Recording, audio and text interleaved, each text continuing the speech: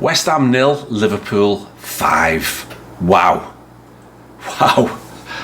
What a team. What a team. What a performance. So this is what it means after that game. I know there's a couple of games to come yet, but 8 points ahead of second place team, who are Notts Forest.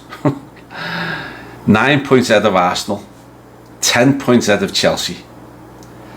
We've scored 45 goals, way more than anybody else.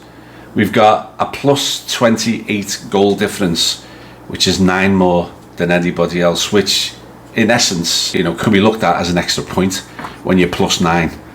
Our away form is played 9, won 7, drew 2. Scored 27, had 11 against. We got 23 points away from home in 9 games. It's all just absolutely spectacular. I'm going to get into the game in a minute, but one other thing to note. We had 8 shots on target in the first half. That's a Premier League record this season. No one's done it.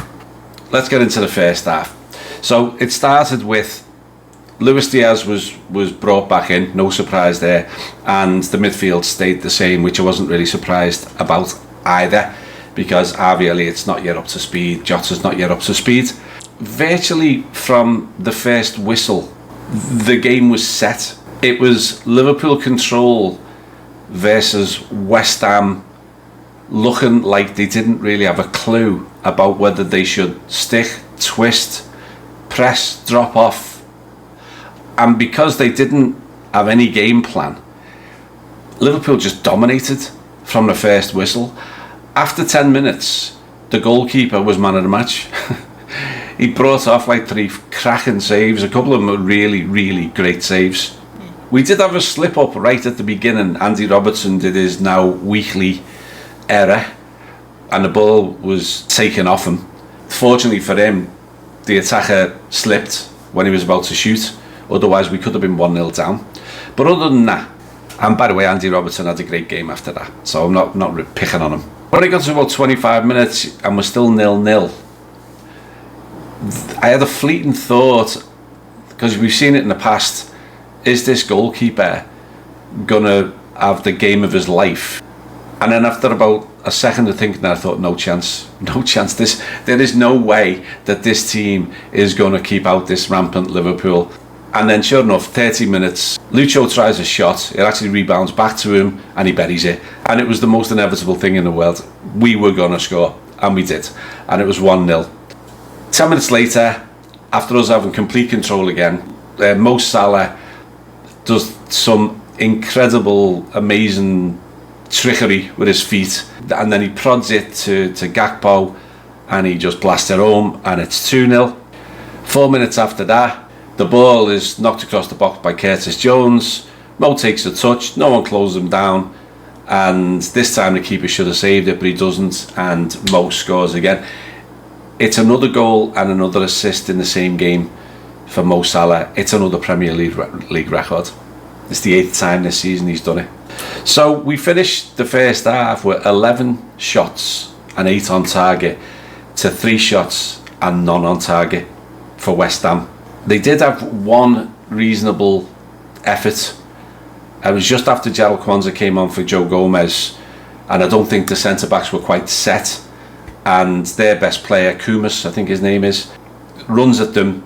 He's given too much space and he hits the inside of the post. Of course, the commentators at half time were like, imagine if that had gone in, might have changed everything. Nah, it wouldn't. It would have been a bit of a blow if their shot against the post had actually gone in with their first effort. It wouldn't have changed anything. It was just too dominant a performance by the Reds.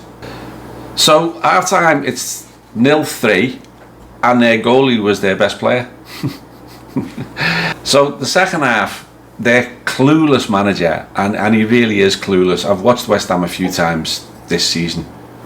He does substitutions at half time that are not to try and get back into the game, that's to try and not lose by as many as possible.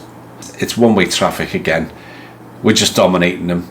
Once again, they had no game plan whatsoever. There's no fluidity at all in any area of the pitch for West Ham. They're like 3 different sections of the pitch playing like strangers. And on a 54 minutes, Trent gets the ball about 25 yards out. As a pop, it deflects past the keeper, and it's 4-0. Then it was the Mo Salah show. I'll talk about Mo at the end. He only scored one today, which is a major surprise because he could have scored 4. He got through early on. He tried to curl it and the keeper saved it. Should have scored though. Then he curled another one wide. He looked like he was just showboating a little bit because all the tricks were coming out. If he'd been a bit more ruthless, he would have scored 4. But it doesn't matter. He was such an unbelievable presence in the game. It doesn't matter that he missed a few. And then in the 84th minute, it's Mo Salah again. He robs the ball off the West Ham midfielder, and he goes running at them, and he dances past a couple of them. It's the perfect pass outside the defender to Jota, and Jota does what Jota always does, and he finishes it off, and it's 5-0. I don't think we've had an easier game than that this season because they were so poor. But that's not to take anything away from the unbelievably machine-like performance that this Liverpool squad put in. It wasn't just a team, because we made all the changes as well throughout the game to get everyone playing, to take a couple of our players on 4 yellow cards, Gakpo and Gravenberch, off so that they wouldn't get a 5th. We didn't miss Szoboszlai at all, and he's now back for the next game, which is fantastic. It was a joy to watch. It's onto the shout-outs. The first one is Mo Salah again. A goal and 2 assists. He had 7 shots. He is the best player in world football right now. They couldn't handle him. They put Wan-Bissaka over there because he's supposed to be the best tackler, and he couldn't get near him. But it looked like, seriously, the West Ham players were like, I'm not going to mark him. I don't want to mark him. I don't want him taking the piss past me. You go mark him. And so no one was marking him. And he was just having an absolute field day. It's his 8th season for Liverpool with 20 or more goals. And he's scoring a goal or assist, or he's got a goal involvement this season every 56 minutes. We've all watched Mo Salah play from his first season in Liverpool right the way through. And in that first season, he was absolutely phenomenal, along with, Bobby and Sadio Mane. But I don't think he's been this good. I'm not sure, even in his first season, was he this good? Perhaps I'm going overboard because, it's now versus, 7 years ago. But it's as good, even if it's not better. It's as good. He is just a phenomenon. He's got 17 league goals this season already. Not even at the halfway point yet. That's the same as he got last season already. He's already got the record for the number of games with a goal and assist. He passed Wayne Rooney's records several games ago. I think he's gone about 3 or 4 games ahead of that now. It'll probably never be caught. 8 games with a goal and assist in one season is a new Premier League record, and we're only halfway through. We're not even halfway through yet. The second shout out goes to Lucho. He had another scare with his dad. Didn't play in the last game. He came on today playing in that advanced position again with Cody Gakpo out wide. He's in the middle. He takes the shot. He opens the scoring and puts us 1-0 up when we were getting a bit frustrated by missing chances. But it wasn't just that. He was absolutely everywhere. How do you mark him? If you're the opposition defence, how do you mark Lucho? Because he is absolutely everywhere across the front line. And then there was a moment in the second half where he won the ball in the left back area and then danced around about 3 of their players, drove through the midfield, and then laid the ball off to our number 9, Virgil van Dijk, who tries to curl one into the corner. Virgil's up front and Lucho's winning in the left back area. And he was phenomenal. It's just so incredible that we can interchange these midfielders and these forwards, and it doesn't make a difference. We still put every team to the sword. So on that point, my only third shout out is to everybody today, to the entire team, because to a man, yet again, they were brilliant. It didn't matter that we brought on 5 subs. It was plug and play again. Everybody came in, knew their job, knew their role, and nothing changed. We didn't drop off. Well, we had a 5-minute drop off where we got a bit complacent, but it was only for 5 minutes, and then we were right back at it. It was utter domination by a team that is the best in world football right now. There is no doubt about it. It is the best team in world football. We've been saying it for a while because, you know, we were top of the Premier League and we were top of the Champions League.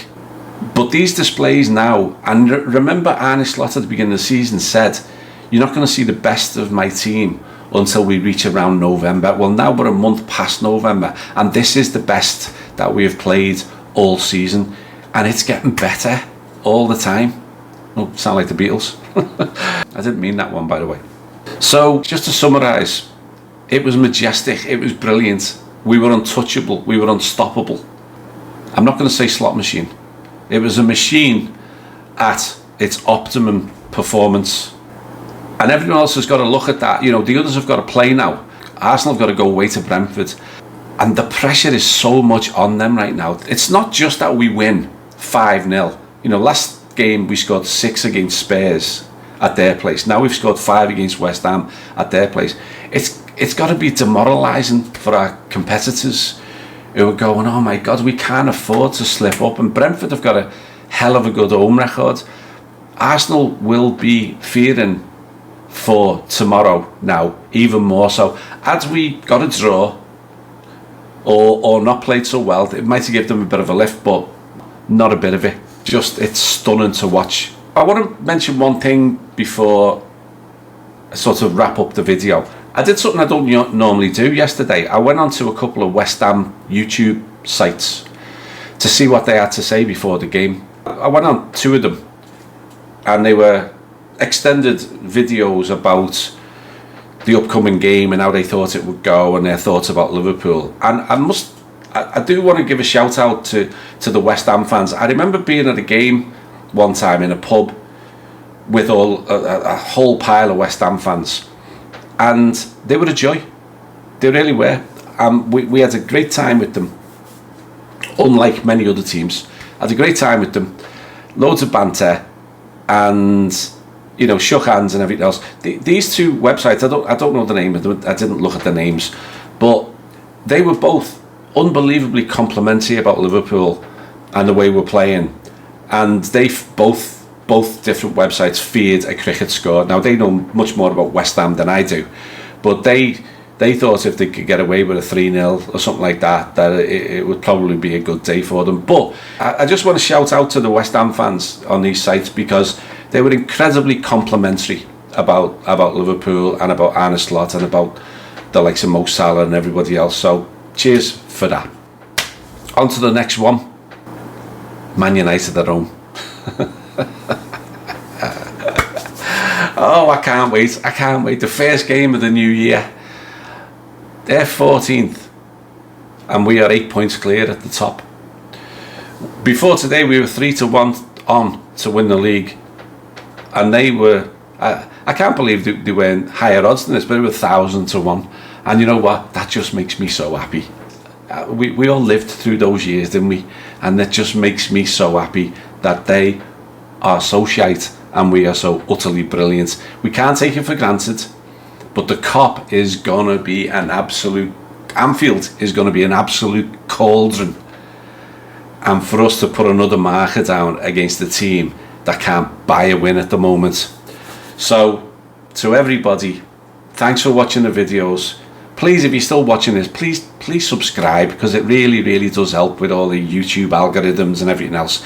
Give it a like if you like it, and I will see you next year. Have a brilliant New Year's Eve, and you'll never walk alone. Love to all. Ta-ra.